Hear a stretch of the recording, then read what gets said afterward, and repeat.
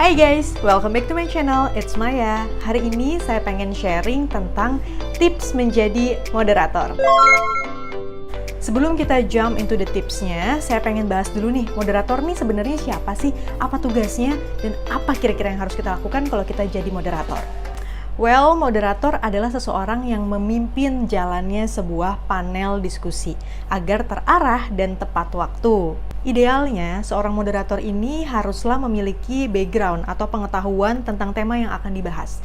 Jadi, misalnya dalam seminar kita mau membahas mengenai bisnis online. Idealnya, seorang moderator ini paham lah sedikit-sedikit tentang bisnis online ini. Atau misalnya kita mau membahas mengenai perkembangan media digital. Nah, harusnya seorang moderator ini yang dipilih adalah orang yang paham nih tentang perkembangan media digital. Tidak perlu expert, kalau expert ya jadi pembicaranya. Tidak perlu expert, tapi dia at least punya background pengetahuan tentang tema yang akan dibahas. Kenapa sih seorang moderator itu harus punya pengetahuan yang relate sama isu yang akan dibahas? Karena nanti kan tugasnya itu akan menggali informasi dari pembicara, kemudian mengatur jalannya diskusi supaya diskusinya maksimal dan penonton atau audiensnya bisa belajar banyak dari diskusi tersebut. Nah, hal ini tidak bisa dilakukan oleh orang yang tidak paham tentang isunya. Dan pengetahuan atau background tentang isu ini adalah sesuatu yang tidak bisa kita pelajari overnight. Jadi kalau aku sih personally, kalau memang aku diminta untuk menjadi seorang moderator dan kira-kira temanya tuh jauh dari expertise aku pasti akan merekomendasikan orang lain yang mungkin lebih relate dengan materi yang akan dibahas. Oke, selanjutnya kita bahas dulu nih, apa aja sih tugasnya seorang moderator itu? Sebenarnya sih overall cuma ada 3. Yang pertama adalah membuka jalannya diskusi dengan memperkenalkan topik dan juga memperkenalkan pembicaranya. Kemudian memandu jalannya Q&A session atau sesi tanya jawab. Nah, setelah itu memberikan kesimpulan dan menutup sebuah diskusi. Itu aja sebenarnya tugas dari moderator. Nah, sekarang gimana sih caranya supaya kita bisa menjalankan tugas-tugas tersebut dengan baik?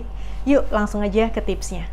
Yang pertama, write a warm welcome. Jadi dipersiapkan seperti apa nanti openingnya. Yang pasti di dalam opening moderator ini harus ada menyapa audiens, terus harus ada pengenalan tentang topik yang akan dibahas pada saat itu, kemudian juga perkenalan pembicaranya.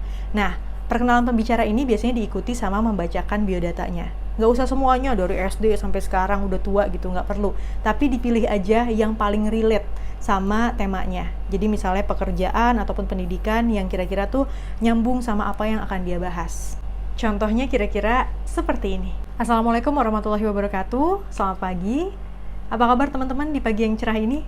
Saya harap semuanya sudah siap ya untuk membahas tema yang sangat luar biasa dan menarik sekali, yakni tantangan dan peluang di tengah perkembangan sosial media. Dan kita akan membahas materi ini dari 3 pembicara yang sudah sangat luar biasa.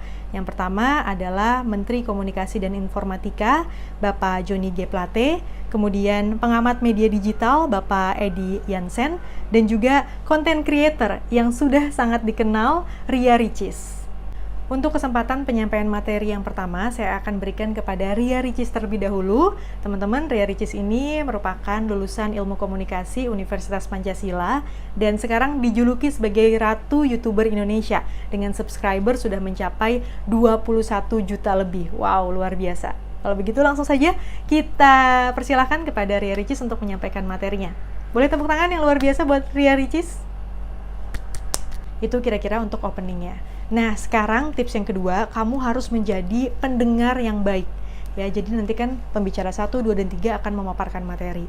Nah, kita jangan bengong gitu, kita harus dengarkan, kita harus ikuti, fokus apa yang disampaikan sama pematerinya. Supaya kita engage dan paham dengan isu yang lagi dibahas. Sebenarnya bagian ini adalah hal yang meletihkan ya bagi seorang moderator karena benar-benar harus fokus dan mengikuti apa yang dibicarakan oleh para pemateri gitu.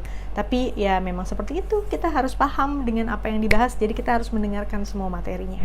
Berikutnya, be a good timekeeper. Karena seperti yang tadi udah di-mention di awal, kalau seorang moderator ini harus membuat diskusinya tuh tepat waktu dan terarah.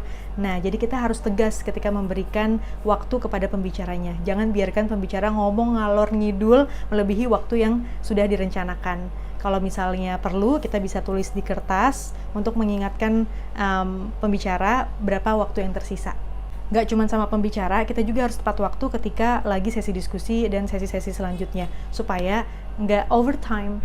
Next, siapkan pertanyaan. Jadi sambil kita dengerin materinya, kita siapkan pertanyaan. Kira-kira mau nanya apa ke pemateri 1, pemateri 2, ataupun ke pemateri 3. Karena kenapa? Biasanya sebelum diskusi ini dilempar ke audiens, kita akan ngobrol dulu sebentar antara pembicara dan juga moderator. Jadi pastikan kalian persiapkan beberapa pertanyaan singkat dulu, supaya nanti kita bisa ngobrol dengan enak setelah sesi pemaparan materi, sebelum dilempar ke audiens. Nah, ketika sudah sampai sesi tanya jawab, ini juga harus ditentukan nanti sistem mengajukan pertanyaannya seperti apa. Apakah mau seperti talk show, satu penanya kemudian langsung dijawab, atau ditampung dulu 2-3 penanya baru nanti dijawab sama pembicaranya. Biasanya sih kalau buat seminar, bentuknya tuh ditampung dulu 3 atau 2 pertanyaan, kemudian dijawab sama pembicaranya. Kalau sistemnya seperti itu, jangan lupa ketika ada audiens mengajukan pertanyaan, dicatat nama dan pertanyaannya, supaya nanti ketika kita menanyakan kembali ke pembicaranya, kita nggak lupa pertanyaannya apa. Nah, sambil nyatet pertanyaannya, kita juga harus mikir nih, kira-kira kalau untuk pertanyaan ini lebih tepat dijawab oleh pembicara yang mana, biar nanti nggak salah mengajukan pertanyaan, dan jawabannya bisa maksimal. Terakhir, untuk menutup jalannya diskusi, biasanya seorang moderator harus memberikan kesimpulan. Nggak usah panjang-panjang, cukup meng-highlight beberapa poin penting aja yang menjadi fokus pembahasan. Dan kalau masih ada waktu, bisa juga diberikan kesempatan kepada masing-masing pembicara untuk memberikan closing statement. Baru setelah itu kita tutup resmi diskusinya dan kita kembalikan kepada MC atau Master of Ceremony. Udah deh, selesai tugas dari seorang moderator. Itu tadi dia beberapa tips untuk menjadi moderator yang baik. Semoga bermanfaat dan jangan lupa untuk dipraktekin ya.